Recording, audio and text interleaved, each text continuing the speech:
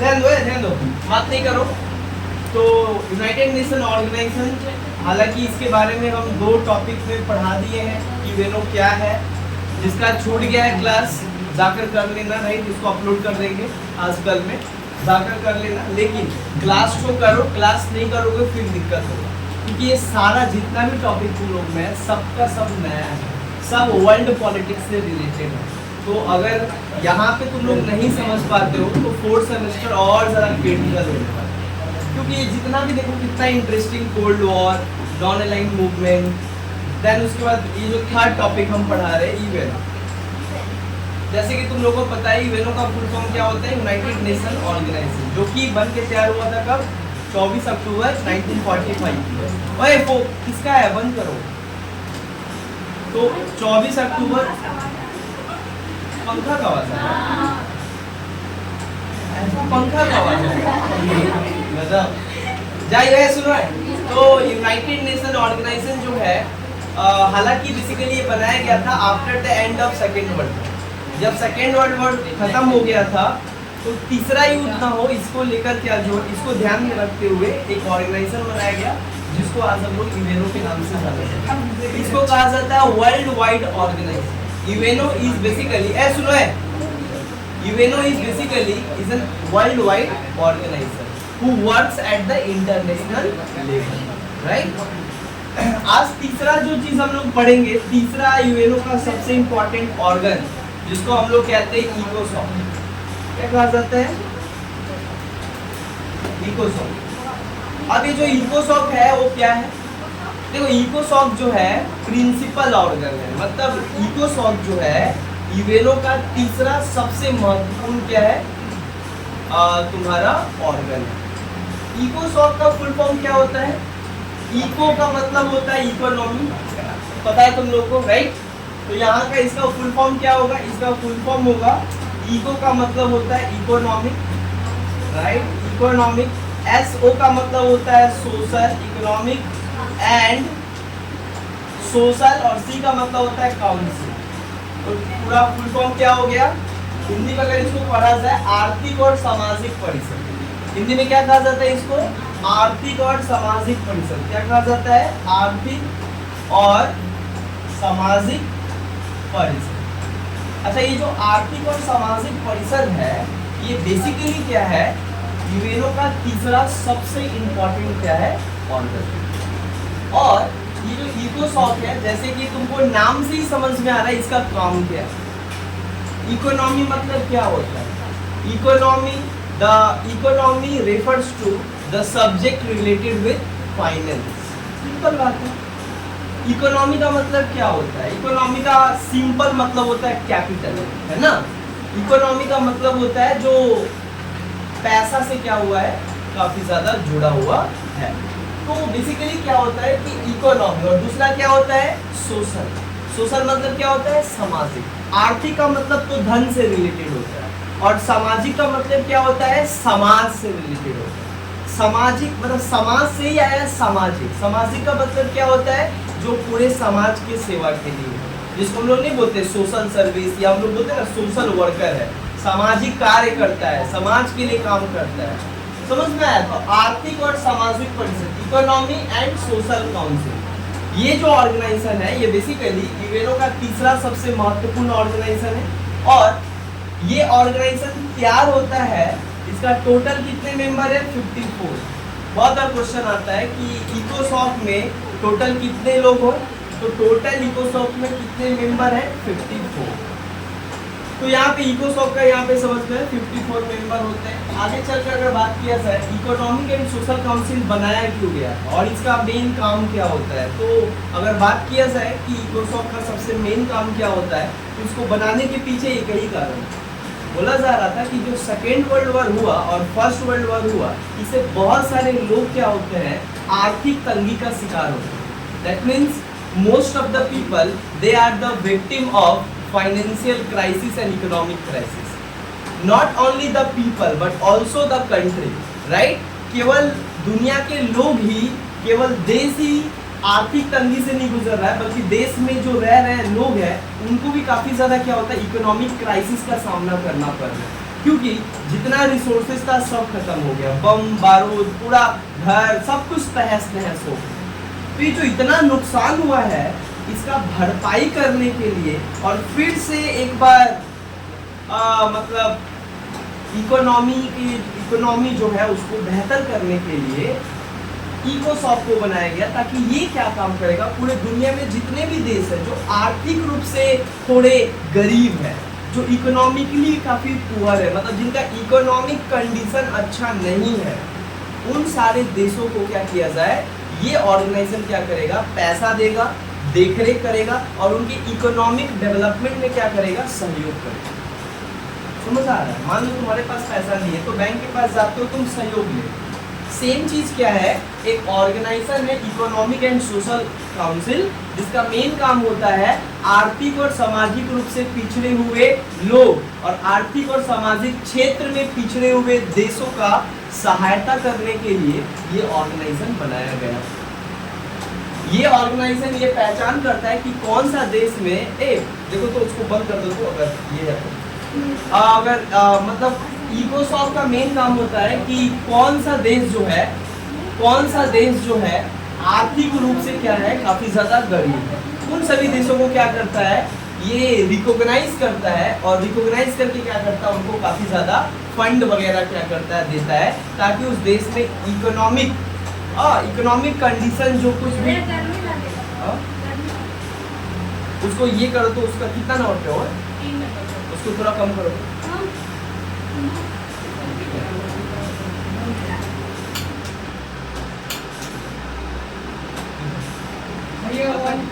हाँ? थोड़ा आगे आ जाओ तुम लोग, उससे बहुत दिक्कत हो रहा है, उसको बंद कर दो। हाँ, बार बार आवाज आ रहा है, तुम लोगों को दिक्कत नहीं हो रहा है?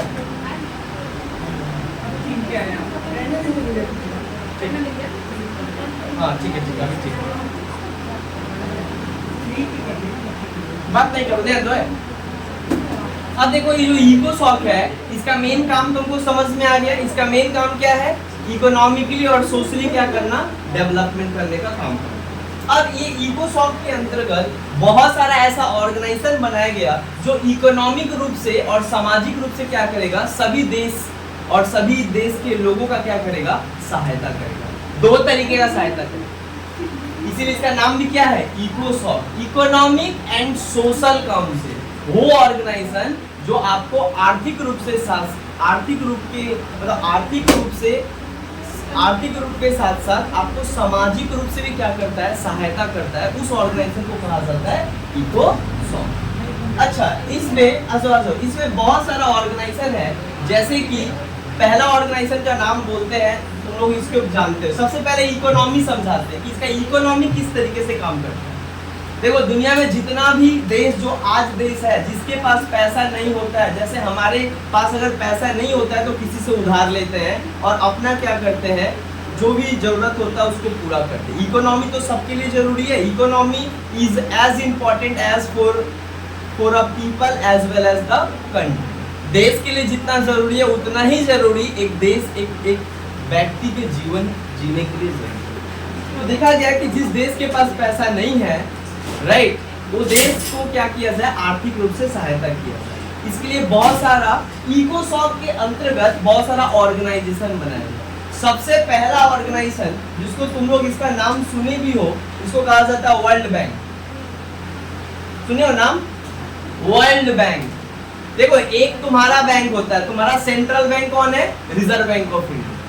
याद रखना, रिजर्व बैंक ऑफ इंडिया में किसी का बेसिकली खाता वगैरह नहीं होता है। पहला बात, reserve bank of India is the apex body of banking system in India. Bharat में सबसे ऊपर है बैंकिंग सिस्टम में कौन, आरबीआई। अब आरबीआई क्या करता है, बहुत सारे गाइडलाइंस बनाता है, जिसके तहत बहुत सारे private company, private bank and public bank क्या करते हैं, दोनों काम करते हैं, उसके गाइडेंस को मानिए। तुम्हारे घर में पैसा नहीं है, तुमको कुछ घर बनाना है या शादी विवाह में ऑलरेडी खर्चा होता है, हम लोग क्या करते हैं, बैंक से पैसा लेते हैं। जब हम लोग बैंक से पैसा लेते हैं तो वहां पे क्या होता है, जिस बैंक से हम पैसा लेते हैं वो हमको पैसा देता है ना। वो किस लिए बनाया गया है, बोलो।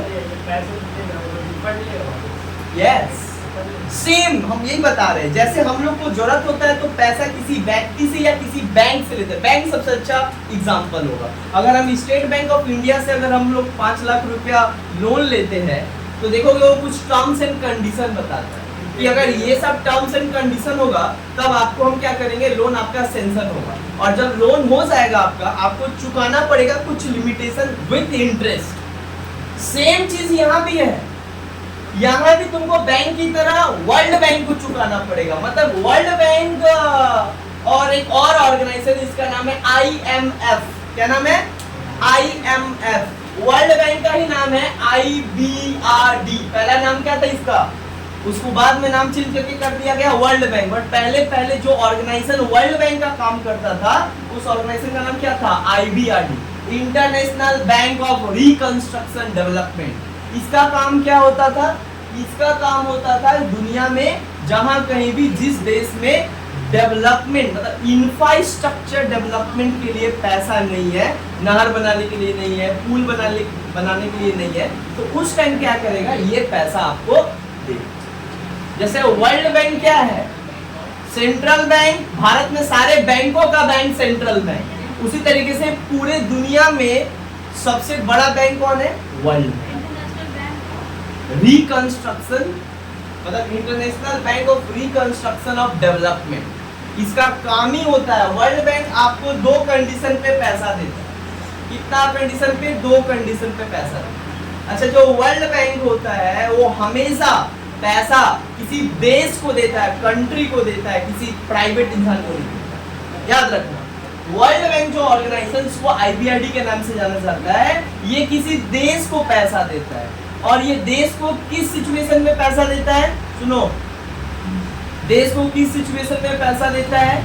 देश को पैसा देता है इंफ्रास्ट्रक्चरल डेवलपमेंट। इंफ्रास्ट्रक्चर डेवलपमेंट मतलब मान लो अचानक हम एक बहुत बड़ा जो है पुल बना, भारत सरकार अपना GDP का 15% पैसा खर्चा करके पुल बना। कल क्या हुआ, बहुत भयानक भूकंप आया और पूरा पुल क्या हुआ, टूट गया, जिससे क्या होता है, आवाजाही ठप हो गया, जीवन जो है पूरे तरीके से ठप हो गया। लेकिन हमको जरूरी से अभी जल्दी बनाना होगा फिर, ताकि क्या किया जाए, अगर पुल गिर गया तो केवल पुल से केवल जो जितना पैसा लगा था उतना ही नुकसान नहीं हुआ, बल्कि रोज जो इकोनॉमी का गाड़ी चल रहा था, यहाँ से वहाँ गाड़ी चल रहा, रोज पैसा आ रहा है, वो भी बंद हो जाएगा। इंसान का काम बंद हो जाएगा, डायरेक्ट उसके लाइफ पे इफेक्ट पड़ेगा। तो इसके लिए क्या चाहिए, जल्दी से जल्दी पुल बनाना है, लेकिन भारत सरकार के पास तो पैसा ही नहीं है। क्या करेगा उस सिचुएशन में भारत? उस सिचुएशन में भारत क्या करेगा, वर्ल्ड बैंक बनाएगा उस सिचुएशन में। देखिए, आप वर्ल्ड बैंक के पास जाके भीख मांग सकते हो, वर्ल्ड बैंक आपको क्या करेगा, पैसा आपको देगा विथ इंटरेस्ट। जैसे तुम नॉर्मल बैंक से पैसा लेते हो घर बनाने के लिए, उसी तरीके से देश का विकास के लिए तुम क्या करोगे, पैसा लोगे वर्ल्ड बैंक से। भारत भी लिया है पैसा, ऐसा बात नहीं है, दुनिया में ऐसा कोई देश नहीं है जो पैसा नहीं लिया वर्ल्ड बैंक से। बट वर्ल्ड बैंक को चलाने वाला देश कौन है? जिस देश में सबसे ज्यादा पैसा होगा। अमेरिका और चाइना दुनिया के 2 सबसे बड़े देश है जिनका सबसे बड़ा कंट्रीब्यूशन इस वर्ल्ड बैंक। उन लोग का शेयर चलता है। तुम्हारा पास ज्यादा पैसा होगा तब ना किसी को सूद में पैसा बांटोगे, तब ना किसी को दोगे, भले इंटरेस्ट के साथ ले लो, बात की बात है। तुम्हारे पास ज्यादा पैसा हो जाएगा तब ना तुम क्या करोगे, किसी को दोगे। सेम चीज है, अमेरिका और चाइना के पास इतना पैसा है कि ये लोग वर्ल्ड बैंक को क्या करता है, कंट्रोल करता है। बोलोगे तो ये इंटरनेशनल ऑर्गेनाइजेशन है, इसको कंट्रोल कैसे करता है? इंटरनेशनल ऑर्गेनाइजेशन तो है, लेकिन जो देश सबसे ज्यादा पैसा इसमें देता है वर्ल्ड बैंक में, उसी देश का तो वहां पे बात चलेगा। इसीलिए अमेरिका और ब्रिटेन, चाहे अमेरिका कितना भी कुछ बोल दे, चाइना कोविड-19 इतना हुआ, सारा ब्लेम किसके ऊपर आया, चाइना के ऊपर, लेकिन चाइना के ऊपर कोई एक्शन नहीं हुआ।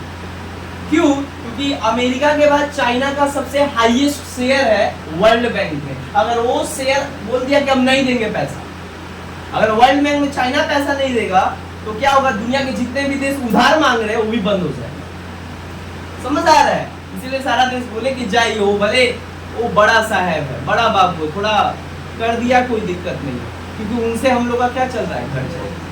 समझ में आया? ये समझ में आया? वर्ल्ड बैंक समझ में आया? तो वर्ल्ड बैंक का काम क्या होता है, सारे ही दुनिया के जितने भी देश हैं उनको इंफ्रास्ट्रक्चर के डेवलपमेंट में उनको पैसा देता है, लोन, मतलब काइंड ऑफ लोन देता है। क्या इसको चुकाना पड़ता है? यस, सभी देशों को चुकाना पड़ता है। लेकिन क्या है, ये जो वर्ल्ड बैंक है वो बेसिकली क्या करता है, लॉन्ग टर्म पे लोन देता है। नहीं समझ में आया? लॉन्ग टर्म लोन देता है, इसका मतलब होता है 50 साल के लिए, 40 साल के लिए। ऐसा नहीं है कि 5 साल में चुकाना होगा, ना ना, ये क्या बोलता है 20 साल, 30 साल, 40 साल, एक लिमिटेशन है। इसीलिए इसको कहा जाता है लॉन्ग टर्म पैसा देने वाला बैंक। मतलब लॉन्ग टर्म आपको क्या देता है, समय देता है, आपके पास इनफ समय होता है चुकाने। अच्छा, बहुत बार सवाल उठता है कि हम अगर बैंक का पैसा नहीं चुका पाते टाइम पे तो बैंक क्या करता है, हमारा संपत्ति को गिरवी रख लेता है और ले लेता है, घर से भी खाली करवाना पड़ता है ना। तो क्या अगर कोई देश वर्ल्ड बैंक से पैसा लिया और अगर वो नहीं दे पाता है तो क्या उसको भी कुछ देना पड़ेगा? यस। और इसका सबसे अच्छा एग्जांपल तुमको पाकिस्तान दिख रहा है। पाकिस्तान का जितना एयरपोर्ट है सब बिक गया है, पाकिस्तान का जितना वहाँ पे कंपनी है सब बिक गया है, पाकिस्तान का आधा झंडा बिक गया है चाइना का। तुम क्या मतलब, पाकिस्तान का मिट्टी तो है लेकिन उसके ऊपर पाकिस्तान गवर्नमेंट रूल नहीं कर रहा बल्कि चाइनीज गवर्नमेंट रूल कर रहा है, क्योंकि चाइना से ज्यादा पैसा है। और जब चुका नहीं पा रहे हो तो क्या बोल रहा है, पाकिस्तान बोल रहा है ठीक है बाइक गिरवी दे दो। बाकी चाइना तो बाइक गिरवी नहीं रखेगा, एक इंसान बाइक गिरवी किसी का रखता है कि पैसा नहीं दोगे तो बाइक रख लेगा। लेकिन ये लोग क्या करता है, ये लोग क्या करता है, तुम्हारा देश के ऊपर कुछ ना कुछ टैक्स लगाने लगता है, मतलब इंटरेस्ट बढ़ते जाता है, जितना नहीं लोगे इंटरेस्ट बढ़ते जाएगा, कर्ज में तुम मर जाओ। समझ आ रहा है? ये वर्ल्ड बैंक का काम है। समझ आया? ये वर्ल्ड बैंक समझ में आया? अच्छा, जो वर्ल्ड बैंक हम तुमको बताया ये बना कब? 1945 में बना। कब ना? 1945 में बना। अच्छा, ये जो वर्ल्ड बैंक बनाया गया ये कौन सा कॉन्फ्रेंस से बना? Bretton Woods conference. क्या नाम था? ब्रिटेन वुड्स कॉन्फ्रेंस में दो ऑर्गेनाइजेशन बनाया गया और दोनों बनाया गया किसके लिए? इकोनॉमिक डेवलपमेंट के लिए। दुनिया के जितने भी देश हैं उनकी आर्थिक सहायता के लिए दो ऑर्गेनाइजेशन बनाया गया इस कॉन्फ्रेंस के तहत। ये कॉन्फ्रेंस हुआ, ब्रिटेन वुड्स कॉन्फ्रेंस हुआ 1944 में, लेकिन ऑर्गेनाइजेशन काम करना कब स्टार्ट किया? जो इसमें बनाया गया था 1945 से। पहला ऑर्गेनाइजेशन का नाम चाहे वर्ल्ड बैंक बोलो चाहे IBRD बोलो, और दूसरा कौन सा है? IMF। अच्छा, वर्ल्ड बैंक समझ में है, मोटा मोटी समझ में है वर्ल्ड बैंक है क्या? वर्ल्ड बैंक का जो हेड क्वार्टर है वो कहाँ है? वॉशिंगटन DC, अमेरिका का राजधानी में ही क्या है उसका सबसे बड़ा हेड क्वार्टर। वर्ल्ड बैंक का मुख्यालय कहाँ है? आएगा क्वेश्चन। विश्व बैंक का मुख्यालय कहाँ है? Washington DC, the capital of America. आगे बढ़ते हैं। IMF, इंटरनेशनल मॉनेटरी फंड, ये दूसरा सबसे बड़ा इकोनॉमिक ऋण देने वाला ऑर्गेनाइजेशन है, मतलब इकोनॉमिक सपोर्ट करने वाला क्या है? ऑर्गेनाइजेशन। और ये भी सेम एक ही कॉन्फ्रेंस में बना, ब्रिटेन वुड्स कॉन्फ्रेंस। ये भी कब से काम करना स्टार्ट किया? 1945 से काम करना स्टार्ट किया। इसका फुल फॉर्म क्या होता है? आई का मतलब होता है इंटरनेशनल। क्या होता है आई का मतलब? इंटरनेशनल। एम का मतलब मॉनेटरी, क्या कहा जाता है? मॉनेटरी। और एफ का मतलब फंड, मतलब क्या हो गया? International monetary fund. ये भी लोन देता है देश को, लेकिन इसका कंडीशन अलग है। वर्ल्ड बैंक दोनों ही काम करता है, पैसा देने का काम करता है पूरी दुनिया में जिसको जरूरत पड़ेगा, लेकिन दोनों ही अलग अलग सब्जेक्ट पे लोन देते हैं। ऐसा नहीं कि तुम सोचोगे IMF से भी ले ले और वर्ल्ड बैंक से भी ले ले, नहीं होता है। वर्ल्ड बैंक से अगर आपका देश क्राइसिस में, crisis in the sense financial crisis, मतलब फाइनेंशियल क्राइसिस मतलब अचानक आपदा आ गया, भूकंप आ गया, ज्वालामुखी फूट गया, देश का बहुत भारी नुकसान हो गया, उस सिचुएशन में आपको वर्ल्ड बैंक आपको कुछ हेल्प कर देता है कि चलो भाई पैकेज दे दे, बेल आउट पैकेज बहुत लोगों को दिया। यूरोप में 1945 में जब यूरोप में सेकेंड वर्ल्ड वॉर खत्म होता है तो यूरोप के बहुत सारे देश का इकोनॉमिकली काफी ज्यादा क्या हो गए थे? नुकसान हो गया, तब ये सब भरपाई किया था कौन? बट अब IMF किस कंडीशन में किसी देश को लोन देगा? ध्यान दो, बड़ा इंटरेस्टिंग चीज है और आज भी ये काम कर रहा है, सुनोगे हर समय। IMF जो है ये कब किसी देश को लोन देता है और किस कंडीशन में लोन देता है?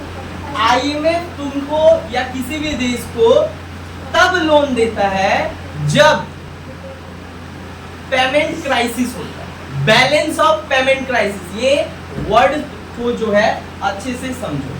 IMF तब किसी को लोन देता है जब उस देश में इकोनॉमिक क्राइसिस आ जाता है। इकोनॉमिक क्राइसिस मतलब नहीं समझे, balance of payment crisis. Balance of payment crisis का मतलब क्या होता है, ग्रेट डिप्रेशन या ग्रेट रिसेशन।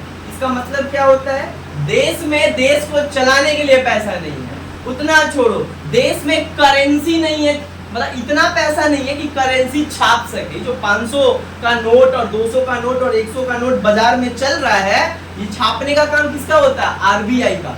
आरबीआई केवल बैंक मतलब जो नोट है उसको छापता है, मतलब प्रिंट करता है, बाकी सारे इस सब का काम है हैंडल करता है, आरबीआई का काम नहीं। बट आरबीआई छापने के लिए भी तो कागज चाहिए, छापने के लिए भी तो छापने वाला मशीन चाहिए, पैसा चाहिए। बट जिस देश में अगर मान लो पैसा छापने के लिए पैसा नहीं, उस देश में क्या स्थिति होगा, उस सिचुएशन में कौन देगा आपको पैसा, IMF.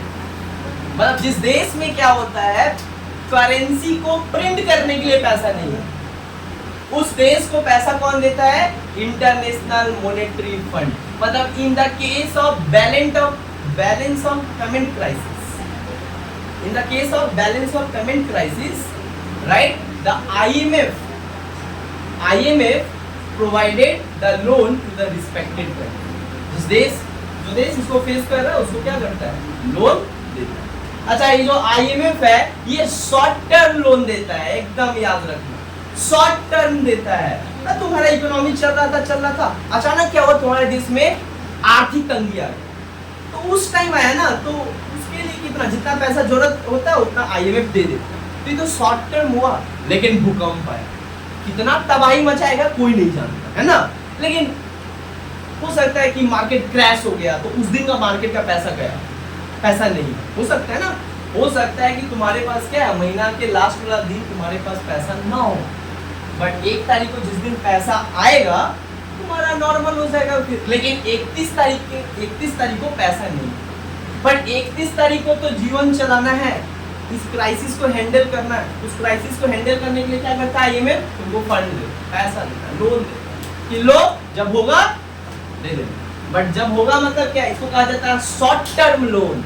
IMF provide short term loan while the World Bank provide long term loan। That is the difference between the World Bank and IMF। बहुत सारे स्टूडेंट को लगता है दोनों एक ही है, अरे दोनों का काम एक जैसा है, लेकिन दोनों अलग अलग सब्जेक्ट में किसी देश को पैसा देते हैं। एक को देता है लॉन्ग टर्म पे, 50 साल के लिए देता है, बनाओ पुल बनाओ, बुलेट ट्रेन बनाओ, जब बन जाएगा पैसा आ जाएगा तब हमको चुकाना। लेकिन ये क्या बोलता है ना, आज क्राइसिस आया, आज हम पैसा दे रहे तुमको, एक फिक्स कर दिए 5 साल में तुमको इतना चुका देना पड़ेगा, कहाँ से चुकाओगे तुम्हारे ऊपर। इसलिए बहुत सारा देश क्या करता है, अच्छा ये लोग जो देश देता है IMF, वर्ल्ड बैंक, ये सब तो इंटरनेशनल ऑर्गेनाइजेशन है, ये लोग के सारे लोग इसमें शामिल हैं। तो जो देश पैसा लेता है, रिसीव करता है, और जो डोनर होता है, जो देता है, ज्यादा अमेरिका, ब्रिटेन, फ्रांस ऐसे करके वो लोग देश देते हैं। जो देश इसको लेता है पैसा तो उसको चुकाना पड़ता है, अगर चुका नहीं पाते तो इंटरेस्ट रेट डबल होते जाए, आपको चुकाना पड़ेगा, आज नहीं तो कल। नहीं चुकाओगे संपत्ति आपका क्या करेगा, रख लेगा, यही काम करेगा। अच्छा, वर्ल्ड बैंक और IMF समझ में आया। अच्छा, IMF का भी कहाँ है, वही वॉशिंगटन DC, इसका हेडक्वार्टर कहाँ है, वॉशिंगटन DC। अच्छा, दो इकोनॉमिक ऑर्गेनाइजेशन समझ में आया, दोनों का काम समझ में आया, दोनों किस तरीके से पूरी दुनिया के देशों को इकोनॉमिकली सपोर्ट करता है, या इकोनॉमिकली क्या करता है, क्राइसिस आने पर उसको क्या करता है, देखरेख करने का काम करता है। क्या भारत पैसा लिया है, हाँ वर्ल्ड बैंक से भारत पैसा लिया। भारत का बहुत सारा ऐसा प्रोजेक्ट है जिसपे जो है भारत को पैसा चाहिए, और भारत क्या करता है, पैसा लेता है। अच्छा, ये तो रहा इकोनॉमिक काम करता है, मतलब इसीलिए इसका पहला नाम क्या है, इकोनॉमी, क्योंकि ये इकोनॉमिक फंक्शन परफॉर्म करता है। मतलब वर्ल्ड बैंक, IMF दोनों क्या काम कर रहा है, आर्थिक रूप में आर्थिक मदद कर रहा है, इसीलिए इसका नाम क्या है, इकोनॉमी। अब बात आ रहा है कि इसका सोशल मतलब सोशल फंक्शन कैसे परफॉर्म करता है ना, सोशल काउंसिल, सामाजिक। अच्छा, सामाजिक रूप से भी क्या करता है, देखरेख करने का, मतलब सोसाइटी को अपलिफ्ट करने के लिए भी ये ऑर्गेनाइजेशन काम करता है, इकोसॉक। एक काम करता है इकोनॉमिक सपोर्ट करता है और ठीक उसी के साथ साथ सोशल सपोर्ट भी करता है। अब ये जो सोशल सपोर्ट है इसको पब्लिक वेलफेयर सपोर्ट भी कहा जाता है, लोगों के कल्याण के लिए, जन कल्याण योजना है इसको कहा जाता है, जो सभी जन जन के लिए हो, जन जन मतलब सभी लोगों के लिए। तो इसी को कहा जाता है सोशल एक्टिविटी, मतलब वो काम जिससे पूरे समाज का भला, जिससे पूरे समाज का उन्नति हो, उस काम को कहा जाता है सोशल एक्टिविटी या सोशल फंक्शन। अब ये सोशल फंक्शन में बहुत सारा ऑर्गेनाइजेशन है जो काम करता है। सबसे पहला ऑर्गेनाइजेशन जो सोशल रूप से मतलब सोशली क्या करता है, पूरी दुनिया में क्या करता है, एक्टिव रहता है और काम करता है, उस ऑर्गेनाइजेशन का नाम भी तुम लोग भली बात ही जानते हो, लेकिन उसको कभी ये नहीं देखो। WHO, वर्ल्ड हेल्थ ऑर्गेनाइजेशन, ये क्या करता है, पूरे दुनिया में कौन सा दवाई जो है सही है, कौन सा डुप्लीकेट है, ये सारा मतलब जो फार्मास्यूटिकल जो कंपनी होता है दुनिया में, वो सब कुछ के हैंडल कौन करता है, WHO। देखोगे जब कोविड-19 आता है तो कोविड-19 को पेंडेमिक कौन घोषित करता है, WHO। जब कोविड-19 आता है तो कोविड-19 में क्या करना चाहिए क्या नहीं, इसका गाइडेंस कौन देता है, WHO। मतलब ये हेल्थ रिलेटेड काम करता है ना। तो इसीलिए देखोगे कोविड-19 में सबसे जो नाम हर समय टीवी पे छाता था वो क्या है, WHO। वहीं से तुम लोग भी सुनी हो WHO कहा गया है, ये WHO ये कहा, वर्ल्ड हेल्थ ऑर्गेनाइजेशन। इसका मेन काम क्या होता है, पूरी दुनिया में हेल्थ स्टैंडर्ड को बनाए रखना, और ऐसा कुछ भी अगर हेल्थ में इशू आता है तो क्या करना, चैनलाइज करना, उसको सॉल्व करना और एक अच्छा डिसीजन। अंडरस्टैंड। तो इसको कहा जाता है वर्ल्ड हेल्थ ऑर्गेनाइजेशन। ये बना कब, वर्ल्ड हेल्थ ऑर्गेनाइजेशन बना 1948। कब बना, 1948। हाँ आगे आ इसके बाद यूनिसेफ भी क्या है, सोशल काम करता है। एक एक करके बता रहे, पहले WHO बता रहे जो सोशल काम करता है, क्योंकि हेल्थ का काम करता है, सबका हेल्थ जरूरी है। वर्ल्ड हेल्थ ऑर्गेनाइजेशन काम करता है हेल्थ के लिए, हेल्थ सपोर्ट करता है, तुमको समझ में आ रहा है। 1948 में बना। इसका हेडक्वार्टर कहाँ है, इसका हेडक्वार्टर तुम्हारा है स्विट्जरलैंड। वर्ल्ड हेल्थ ऑर्गेनाइजेशन नहीं, इसका वर्ल्ड हेल्थ ऑर्गेनाइजेशन का जो है एक बार इसको चेक करना, शायद वाशिंगटन DC है वर्ल्ड हेल्थ ऑर्गेनाइजेशन। अच्छा ये बना कब था, 7 अप्रैल। इसीलिए 7 अप्रैल को क्या मनाया जाता है, वर्ल्ड हेल्थ डे, विश्व स्वास्थ्य दिवस। देखो कभी कभी आता है विश्व स्वास्थ्य दिवस कब मनाया जाता है, 7 अप्रैल को। काहे, क्योंकि 7 अप्रैल 1948 में ये बन के तैयार हुआ था, इसीलिए इस ऑर्गेनाइजेशन का नाम इसका इस दिन इस डे को मनाया जाता है, वर्ल्ड हेल्थ डे 1948 7 अप्रैल। इसका काम क्या होता है, हेल्थ को ठीक रखना, ठीक है। तो पूरा ये सारा हेल्थ का देख रेख करता है। अच्छा WHO के बाद दूसरा जो लोगों का कल्याण से जुड़ा हुआ है, लोगों का अपलिफ्टमेंट का काम करता है, लोगों का विकास का काम करता है, उसको कहा जाता है यूनेस्को। ये भी तुम लोग सुने हो, है ना, सुने हो, या तो FB पे या तो कभी स्क्रॉल करते हुए ये आया है, यूनेस्को नाम सुने हो। ये यूनेस्को का फुल फॉर्म क्या होता है, UN का मतलब होता है यूनाइटेड नेशन, E का मतलब होता है एजुकेशन, S का मतलब होता है साइंटिफिक, C का मतलब होता है कल्चरल और O का मतलब होता है organisation. United nation educational scientific cultural organisation. ये मेन काम क्या है, ये बनाया गया 1946 में। कब बनाया गया, 1946 में। इसका मेन काम क्या है, इसका मेन काम होता है साइंटिफिक। यूनेस्को का काम होता है साइंटिफिक एजुकेशन को प्रोवाइड करना, और दूसरा सबसे बड़ा इसका काम क्या होता है, दुनिया में जितने भी जो कल्चर है, कल्चर को प्रिजर्व करके रखना। जैसे हम एक बात बता रहे,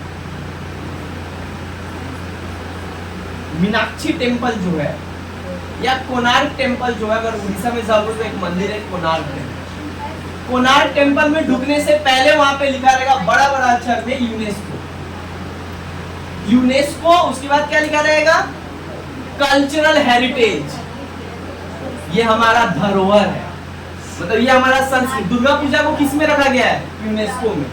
मतलब यूनेस्को में उन सुनो है, यूनेस्को में वो सब चीज को रखा जाता है जो दुनिया में अजूबा के रूप में माना जाता है। समझ आ रहा है? तो यूनेस्को का काम होता है united nation educational scientific cultural organisation. ये सुनो है, वैज्ञानिक शिक्षा का काम करता है, मतलब एजुकेशन को देने का काम करता है, और कल्चर को प्रमोट करने का काम करता है, और जितने भी कल्चरल साइट होता है उसको प्रिजर्व करके रखता है। जैसे ताजमहल, जैसे रेड फोर्ट है ना, जामा मस्जिद है ना, उसके बाद हैदराबाद में क्या है?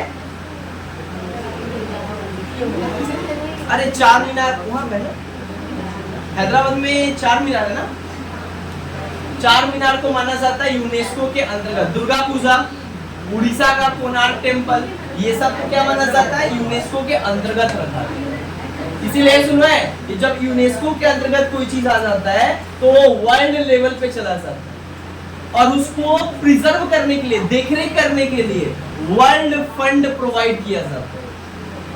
तुमको क्या लगता है ताजमहल, रेड फोर्ट, इन सब का देखरेख खाली भारत सरकार करता है? नहीं, बहुत, मतलब जो यूनेस्को का जो वर्ल्ड के जितने भी देश है वो सब क्या करते हैं? एज अ टूरिस्ट यहाँ पे आते हैं, जिससे क्या होता है यहाँ का देश का विकास, और दूसरा इन सब का मेंटेनेंस करना। देखो हावड़ा ब्रिज को रखा गया है, मेंटेनेंस होता है, और मेंटेनेंस कौन करता है? State government, central government plus international organisation. अच्छा समझना है, यूनेस्को का काम क्या होता है?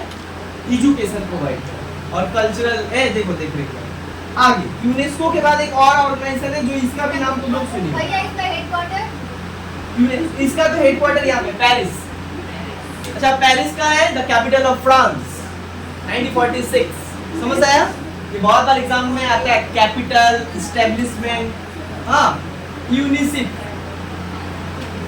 अच्छा इसका नाम कौन कौन सुना है? UNICEF, united nation international children emergency fund. इसका फुल फॉर्म क्या होता है? United nation international C for child या चिल्ड्रन, ई का मतलब इमरजेंसी, एफ मतलब फंड। इसका मेन काम क्या होता है? इसका मेन काम होता है बच्चों के पढ़ाई लिखाई स्वास्थ्य का देखरेख के लिए ये पैसा खर्चा करता है, मतलब चिल्ड्रन के लिए, चिल्ड्रन इमरजेंसी फंड।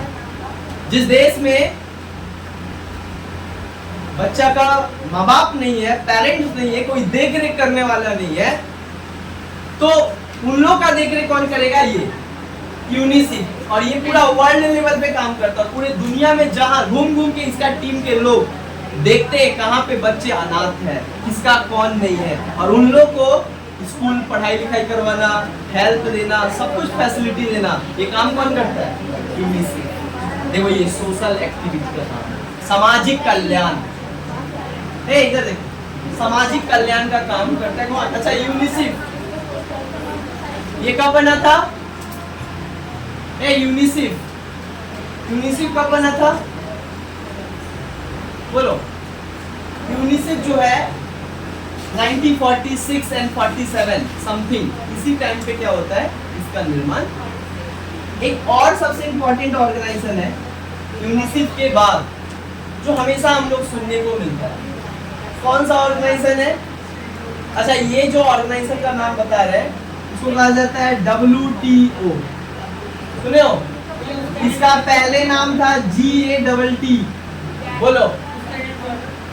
यूनिसेफ का हेडक्वार्टर शायद न्यूयॉर्क समथिंग, देख लेना यूनिसेफ का हेडक्वार्टर शायद न्यूयॉर्क। अच्छा आगे WTO जो हम नहीं बता रहे हैं उतना इम्पोर्टेंट नहीं है, लेकिन जितना का बता रहे हैं वो बहुत इम्पोर्टेंट है, ये सब एग्जाम में कभी आया नहीं इसलिए हम नहीं इसको बता रहे। WTO का पहले नाम था क्या? GATT। G का मतलब होता है जनरल, A का मतलब होता है एग्रीमेंट, T का मतलब होता है टैरिफ, T का मतलब होता है ट्रेड। मतलब क्या होता है? General agreement on tariff and trade. क्या होता है? General agreement on tariff and trade. ये बन के तैयार हुआ था 1948 में, काम करना स्टार्ट किया था GATT। इसका काम क्या होता है? दुनिया में इसका दो काम होता है GATT का, सुनो। गैट का दो काम होता था, 1948 में बना था। इसका मेन काम होता है ट्रेड रिलेटेड। क्या काम होता है? व्यापार संबंधित काम। मतलब ये काम वो करता है, व्यवसाय रिलेटेड काम करता है। व्यवसाय मतलब पता है, कॉमर्शियल एक्टिविटी का काम करता है, बिजनेस रिलेटेड काम करता है। हाँ, इसका काम दो काम था। पहला काम था, दुनिया में व्यापार में कुछ भी दिक्कत आ रहा है, मतलब इंटरनेशनल ट्रेड में अगर कोई भी बाधा आ रहा है या ऑब्स्टेकल आ रहा है, उस ऑब्स्टेकल को दूर कर, to remove all the international trade barrier. बोलो, फॉरेस्ट फॉरेन ना, फॉरेस्ट क्या मतलब? फिर से बोलो एक बार अच्छे से। फॉरेस्ट ट्रेड, फॉरेस्ट के लिए तो अलग है, उसके लिए है ऑर्गेनाइजेशन है, वो आगे बता रहे हैं। बट फॉरेस्ट ट्रेड बोल के नहीं, फॉरेन ट्रेड हम बोल रहे हैं। गैट का मतलब होता है, इसका मेन काम होता है इंटरनेशनल जितने भी ट्रेड हो रहे हैं, इंडिया चाइना से कर रहा, अमेरिका से कर रहा, पूरी दुनिया में जो ट्रेड हो रहा है, उस ट्रेड में कहीं भी अगर प्रॉब्लम आता है तो उसको सॉल्व करना है। मान लो इंडिया चाइना में कोई प्रॉब्लम हो गया ट्रेड रिलेटेड, हम कंटेनर को नहीं जाने देंगे, हम ये समुद्र से नहीं जाने देंगे, इस तरीके का, तो उसका सॉल्व करना। और दूसरा काम क्या होता है गैट का? दूसरा काम होता है, जिस देश के पास बिजनेस करने के लिए पैसा नहीं है, उस देश को बिजनेस करने के लिए पैसा नहीं है। To promote the business by providing fund if it become a necessary thing. मान लो अगर किसी देश के पास पैसा नहीं है, जरूरत पड़ा, उस देश के लिए पैसा भी देता है व्यवसाय के लिए, बिजनेस स्टार्टअप। अभी जैसे कि मोदी गवर्नमेंट स्टार्टअप करने के लिए जो है तुमको क्या कर रहा है, किया जा रहा है, पैसा दिया जा रहा है बाय द गवर्नमेंट। समझ में आया? इसी का नाम 1995 में चेंज करके क्या किया गया? WTO। देखो जब ये बना था तब इसका नाम WTO नहीं था, पहले नाम था GATT, GATT। 1948 से लेके 1995 तक काम किया, लेकिन 1995 में अचानक इसका नाम चेंज करके क्या किया गया? WTO। अब इसका फुल फॉर्म क्या हो गया? वर्ल्ड ट्रेड ऑर्गेनाइजेशन, विश्व व्यापार संगठन। 1995 विश्व व्यापार संगठन। ये कौन सा कॉन्फ्रेंस में चेंज हुआ? दोहा कॉन्फ्रेंस।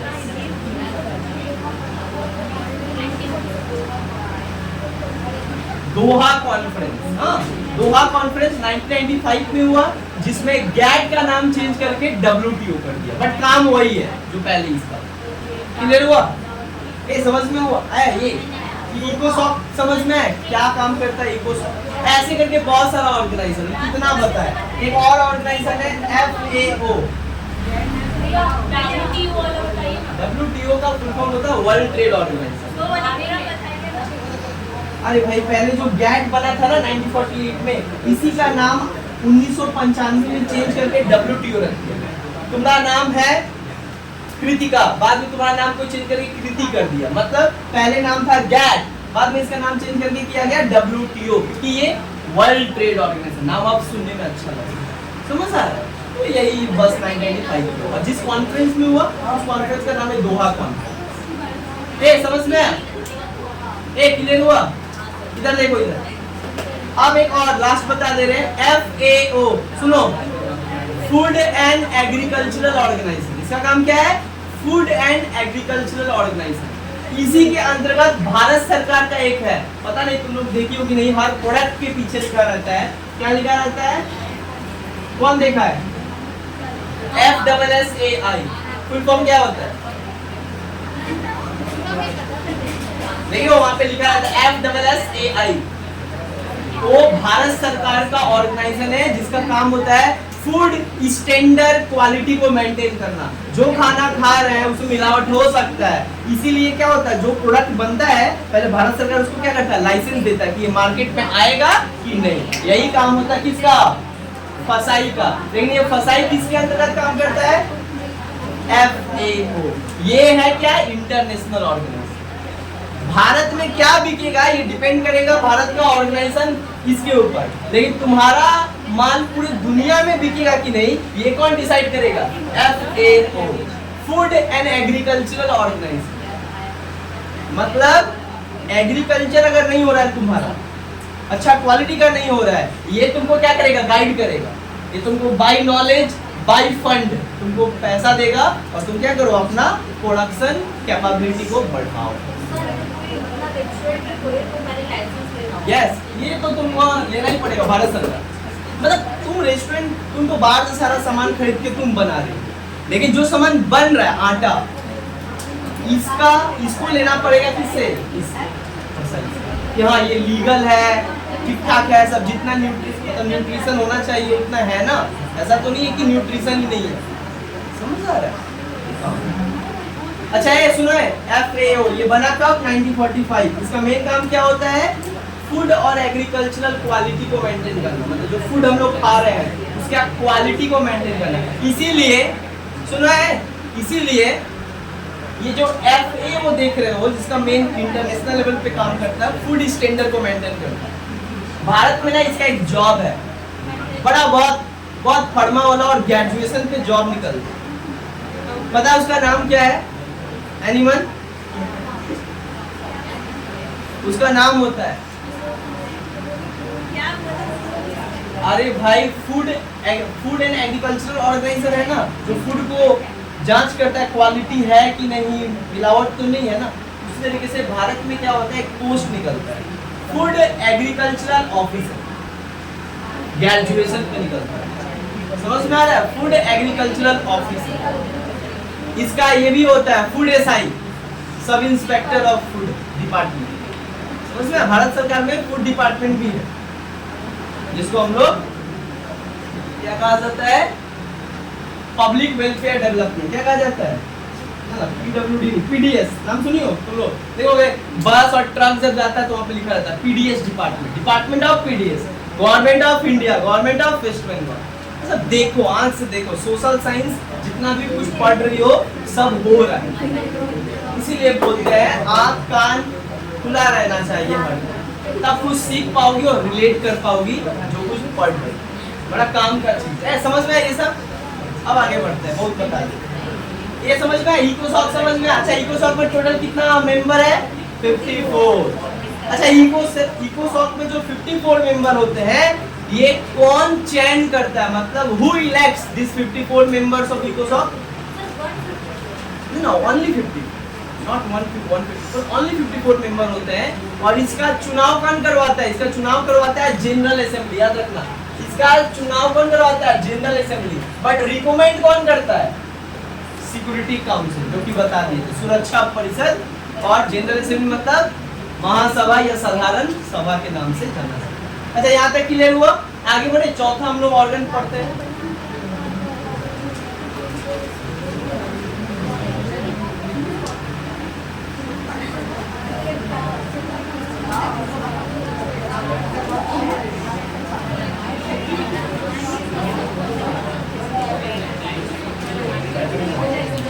चलो ये चौथा, ये बात नहीं करो, टाइम नहीं है, सुनो।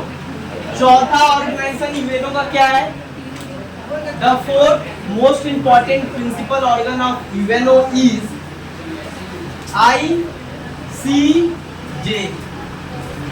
इंटरनेशनल। I मतलब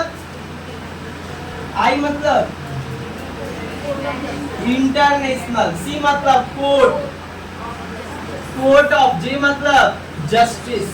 देखो इंटरनेशनल कोर्ट ऑफ जस्टिस, इसको ऐसे भी कह सकते हो वर्ल्ड कोर्ट, क्या कह सकते हो तुम लोग, वर्ल्ड कोर्ट। इसको कहा जाता है, जैसे एक सुप्रीम कोर्ट है, तो हमारे देश का सबसे सर्वोच्च कोर्ट कौन सा है, सुप्रीम कोर्ट। लेकिन ये तो भारत का है ना, पूरे दुनिया में कोई डिसीजन कौन देगा, ये पूरे दुनिया को मानना पड़ेगा किसका डिसीजन, वर्ल्ड कोर्ट। समझ में आया, इसी को क्या कहा जाता है, इंटरनेशनल कोर्ट ऑफ जस्टिस। इसका मेन काम क्या होता है, to maintain justice within the world, पूरे दुनिया में जो है न्याय को क्या करना, बनाए रखना, सब लोग को न्याय मिले, यही। और जितने भी जो डिस्प्यूट है उसको शांतिपूर्ण तरीके से सॉल्व किया जाए, इसका ही काम होता है ICJ। मतलब मान लो इंडिया चाइना में किसी बात को लेकर झगड़ा हो, इस बात पे कौन डिसीजन दे, ये बात पे डिसीजन देगा वर्ल्ड कोर्ट। इन लोगों के बीच क्या करेगा, समझौता करवाएगा या कोई भी केस है उसका सॉल्व करेगा बैठक के जरिए। इसको कहा जाता है वर्ल्ड कोर्ट, याद रखना। हाँ सब बता रहे, सब एकत्र करके बता। अच्छा ये जो आईसीजे है ये बनता कैसे है? ये बनता है टोटल 15 जज से। कितने जज इसमें आते हैं? 15 जज। अच्छा एक जो जज होते हैं वो कितने साल तक बनते हैं? 9 ईयर। कितने साल तक? एक जज कितने साल तक इस पद पे रहता है बन जाने के बाद? 9 साल। टोटल कितना जज होता है? 15। दूसरा, अच्छा ये जो 15 जज होता है इसका चुनाव कौन करता है कि यही लोग जाएंगे? नाम सिलेक्ट कौन करता है? देखो जनरल असेंबली के द्वारा चुनाव होता है, लेकिन नाम सिलेक्ट कौन करता है? Security council. मतलब approval by the security council and elected by general assembly. साधारण सभा के द्वारा चुनाव किया जाता है, लेकिन नाम सलाह कौन करता है? सुरक्षा परिषद, जो 5 और 10 permanent and non permanent member होते हैं, जो नेक्स्ट क्लास में हम पढ़ा दिए। इसीलिए क्लास अब्सेंट करोगे नहीं समझ में। जनरल असेंबली सिक्योरिटी काउंसिल के जरिए क्या होता है? इलेक्शन होता है जनरल असेंबली के जरिए, बट नाम कौन बनेगा 15 ये डिसाइड कौन करता है? Security council. जैसे ये बन जाते हैं तो ये बन गया इंटरनेशनल कोर्ट ऑफ जस्टिस। ये इंटरनेशनल कोर्ट ऑफ जस्टिस कहाँ है? इसका हेडक्वार्टर कहाँ है? वर्ल्ड कोर्ट है कहाँ? ये है तुम्हारा दी हेग। दी हेग, ये दी है कौन सा देश में? नीदरलैंड। कहाँ पे है? नीदरलैंड में है वर्ल्ड कोर्ट। समझ में आ रहा है? वर्ल्ड कोर्ट का काम क्या होता है? कोई भी इंटरनेशनल लॉ को अगर कोई क्या करता है, मतलब उसको मानता नहीं है या फॉलो नहीं करता है, तो उसके ऊपर कार्रवाई करता है कौन?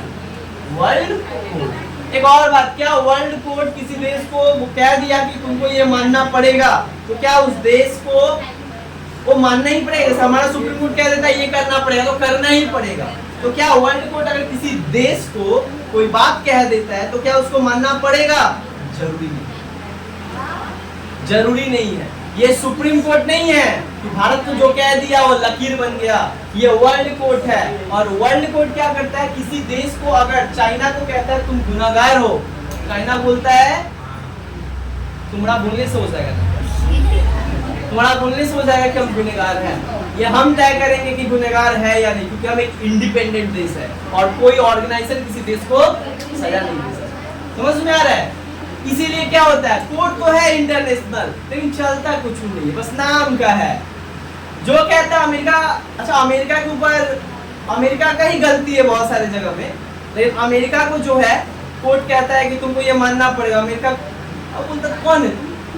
अमेरिका तो चिंता ही नहीं है इंटरनेशनल कोर्ट ऑफ, जो छोटा मोटा देश है ओकरा अमेरिका डराता है, इन लोगों को दिखा के international court of justice. Bharat जैसा देश, भारत बोलता है जब तुम नहीं मान, तुम्हारे ऊपर लागू नहीं होता है तो हमारा ऊपर क्या लागू? हम भी एक देश है इंडिपेंडेंट। अंडरस्टैंड? तो क्या इसका डिसीजन वैलिड है? नहीं।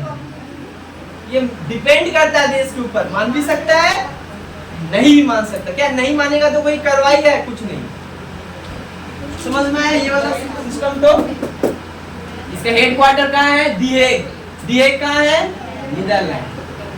ठीक है। इंटरनेशनल कोर्ट ऑफ जस्टिस का मेन काम क्या होता है? इसका मेन काम होता है क्या करना? पूरी दुनिया में जस्टिस को बनाना, हाँ मतलब समानता और न्याय को बनाना। आगे चौथा समझ में आया इसका ऑर्गन क्या काम होता है? पांचवा क्या है? पांचवा है कलेक्टिव काउंसिल। क्या है?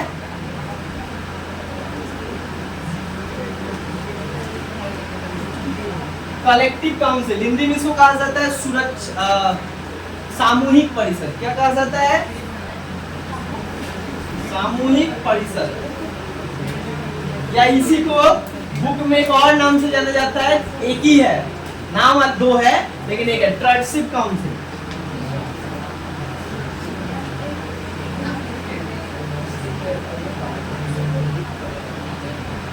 ट्रस्टशिप काउंसिल, हाँ एक ही नाम में, कलेक्टिव काउंसिल बोलो चाहे ट्रस्टशिप काउंसिल बोलो, हिंदी में कहा जाता है सामूहिक परिषद। समझ में आ रहा है? अच्छा ये जो कलेक्टिव काउंसिल है ये बनाया गया था 1945 के बाद। इसका मेन काम क्या था? दुनिया में जो देश गुलाम थे, दुनिया में जो देश अभी भी गुलाम है, उनको क्या करना? गुलाम देश को सहायता करना, उनके स्वतंत्रता आंदोलन। क्योंकि यूएनओ का एक मकसद क्या था, डीकोलोनाइजेशन। डीकोलोनाइजेशन मतलब सभी देश को आजाद कर। तो ये बनाया गया था, इसका मेन काम ही है कि दुनिया में जो देश आजाद नहीं थे उनको क्या करना, जाकर सहायता करना और उनके आंदोलन का क्या करना, सपोर्ट करना, ताकि वो आजाद हो पाए। लेकिन 1990 के बाद कोई देश गुलाम नहीं है, बट इसको बनाया गया था कि जो देश गुलाम है उनको क्या करना, सहायता करना, ताकि वो लोग आजाद हो पाए, उनके आजादी में उनका सहायता करना। लेकिन अब तो कोई देश गुलामी नहीं है, तो इसका कोई काम नहीं है, इसलिए 1990 के बाद इसका कोई काम नहीं। कलेक्टिव समझ में आया, समझ आया। बट ये पांचवा ऑर्गन है, बट इसका कोई काम नहीं है। क्यों काम नहीं है? क्योंकि जिस उद्देश्य के लिए बनाया गया था उद्देश्य हो गया कंप्लीट, इसका कोई काम नहीं है। लास्ट छठा, लास्ट इसका कौन सा ऑर्गन है? सेक्रेटरीट। क्या कहा जाता है? सेक्रेटरीट। हिंदी में क्या कहते हैं? सचिवालय। हिंदी में क्या कहा जाता है? सचिवालय। अच्छा, ये जो सेक्रेटरीट है, जो यूएनओ का सबसे लास्ट ऑर्गन है, इसका काम क्या होता है? देखो, सेक्रेटरीट जो होता है इसको कहा जाता है head department of UNO. UNO का पूरा कर्ता धर्ता, मतलब यूएनओ का सबसे हेड कौन होता है? सेक्रेटरीट। सेक्रेटरीट मतलब सचिवालय। कहाँ है सचिवालय? New York. The headquarter of UNO is New York. बहुत बार क्वेश्चन आएगा, यूएनओ का जो हेडक्वार्टर है वो कहाँ है? हेडक्वार्टर मतलब सेक्रेटरीट। जो ऑफिस है कहाँ है? न्यूयॉर्क में। कहाँ है?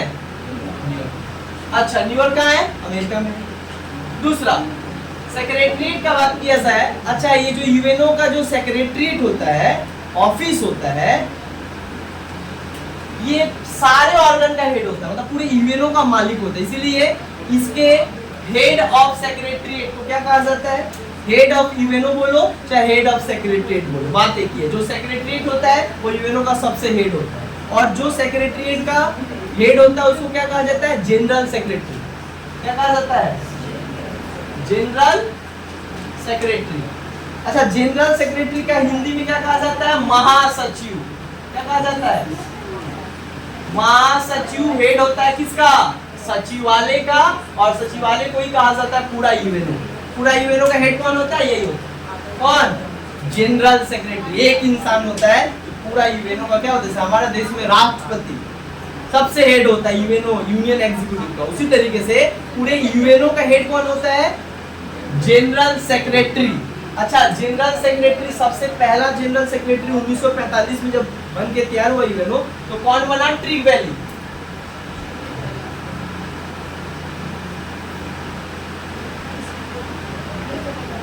ट्रिग वैली, हाँ,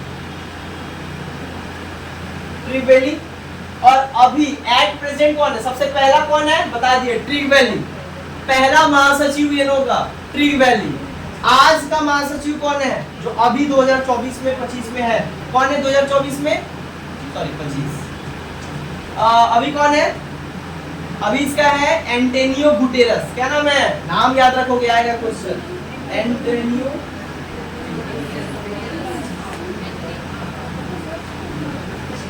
एंटोनियो गुटेरस। सारा करेंट बता रहे तुम लोगों को, हो सकता है तुम्हारे बुक में ना हो, बुक में होगा वान की मून, बट वान की मून चेंज हो गया। चेंज होने के बाद अभी वर्तमान में कौन है? Antonio Guterres. और एंटोनियो गुटेरस भी सितंबर में उनका 5 साल पूरा हो जाएगा, इनको भी हटा दिया जाएगा, कोई और बनेगा। तो ये जो पोस्ट है सेक्रेटरी जनरल का, या जो सेक्रेटरीट का है, कितने साल पे बनता है कोई इंसान? 5 ईयर। टेन्योर कितना है? 5 साल। कितना है? क्लियर हुआ? अच्छा, ये जो जनरल सेक्रेटरी है, जो पूरा यूएनओ का मालिक होता है, इसका देखरेख कौन करता है? मतलब इसका चुनाव कौन करता है कि यही बनेगा जनरल सेक्रेटरी? ये कौन डिसाइड करता है? डिसाइडेड बाई, मतलब सेलेक्टेड बाई, या recommend by security council, but elected by general assembly. मतलब नाम कौन देगा? सुरक्षा परिषद, मतलब जो 5 परमानेंट मेंबर वो डिसाइड करेंगे कि कौन बनेगा, और वो जिसका नाम पे मुहर लगाकर कहाँ भेजेंगे? General assembly. उसमें वोटिंग होगा, क्योंकि तो लेजिस्लेटिव बॉडी है, वोटिंग होगा, जिसपे ज्यादा वोट आएगा वही बनेगा क्या? सेक्रेटरीट का हेड, जिसको क्या कहा जाएगा? General secretariat. इसी को कहा जाता है सचिवालय, या इसको महासचिव के नाम से जाना जाता है। ये यूएनओ का क्या होते हैं? एडमिनिस्ट्रेटिव हेड होते हैं। एडमिनिस्ट्रेटिव, ये जो जनरल सेक्रेटरीट का हेड होता है जनरल सेक्रेटरी, हिंदी में कहते हैं महासचिव। और जो महासचिव होता है वो पूरे यूएनओ के डिपार्टमेंट का हेड होता है, पूरा यूएनओ का डिपार्टमेंट। वो उसका नियुक्ति होता है प्रत्येक 5 साल में।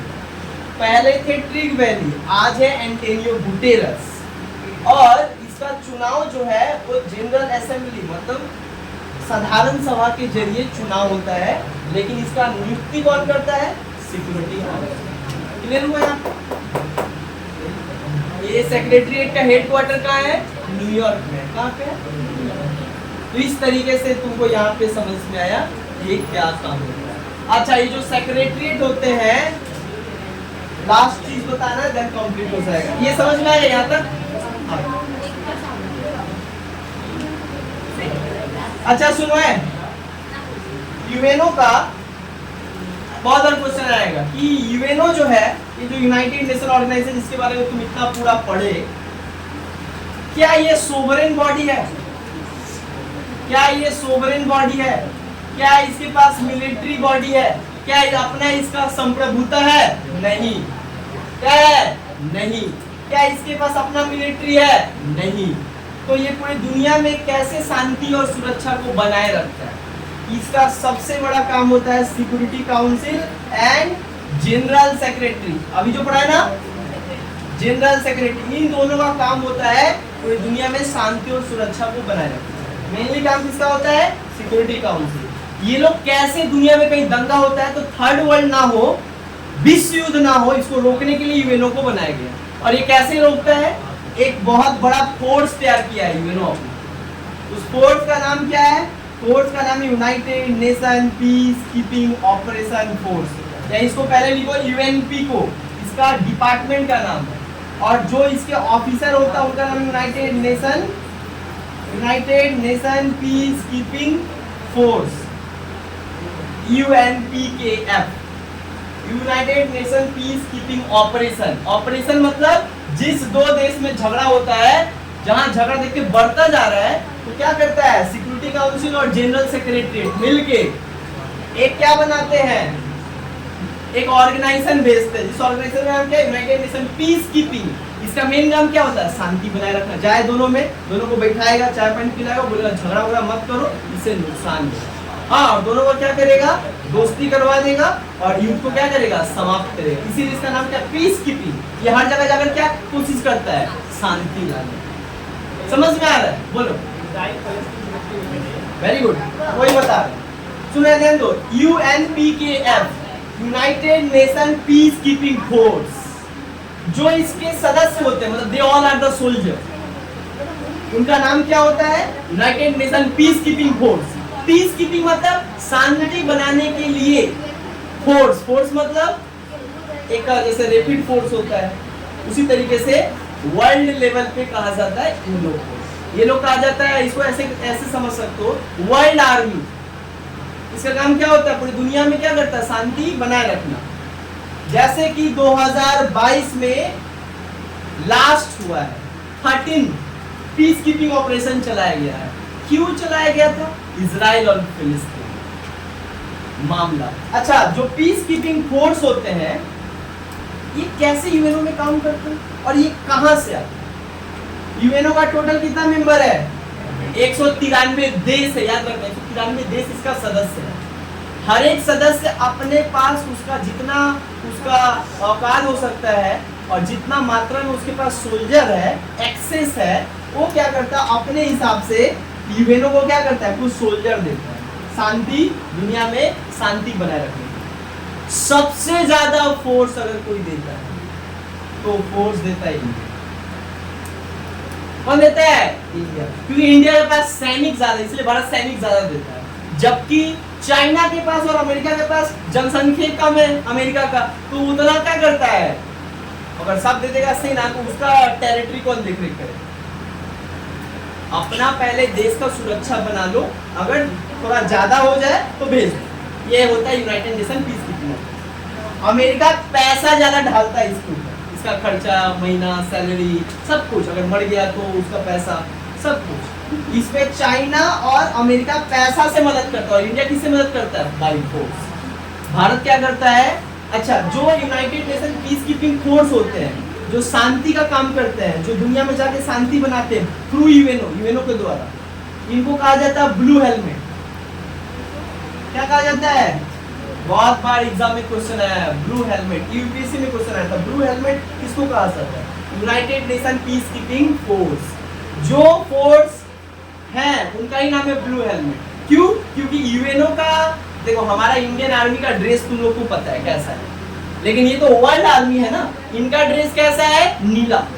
कैसा है? नीला। और ये हेलमेट क्या है? नीला, इसलिए इनका नाम क्या? Blue helmet. मतलब इनको ब्लू हेलमेट, क्योंकि ये पूरा ऊपर से नीचे तक इनका जो यूनिफॉर्म होता है क्या रहता है? ब्लू होता है, इसलिए इनका नाम क्या है? Blue helmet. क्लियर?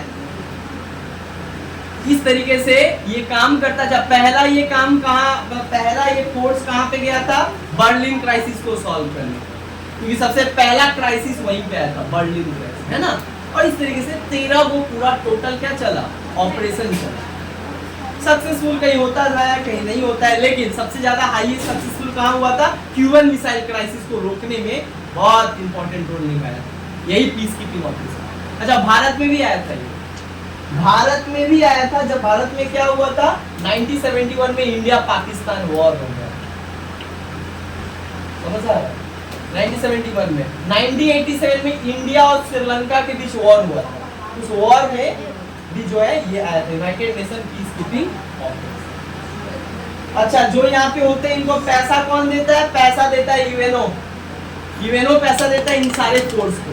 क्या यूएनओ का अपना फोर्स होते हैं? नहीं, ये सब क्या होता है? अलग अलग देश यूएनओ को देता है और उससे एक फोर्स बनता है, जिस फोर्स का नाम है united nation peace keeping operation. बोलो, जितना 193 देश है वो पैसा देते हैं, वही तो 193 कंट्री अपने अपने हिसाब से, जितना तुम्हारे पास है उतना तुम। ए, समझ में आया? ये पूरा क्या है? यूएनओ का तुम्हारा पिक्चर है, यूएनओ किस तरीके से काम करता है पूरी दुनिया।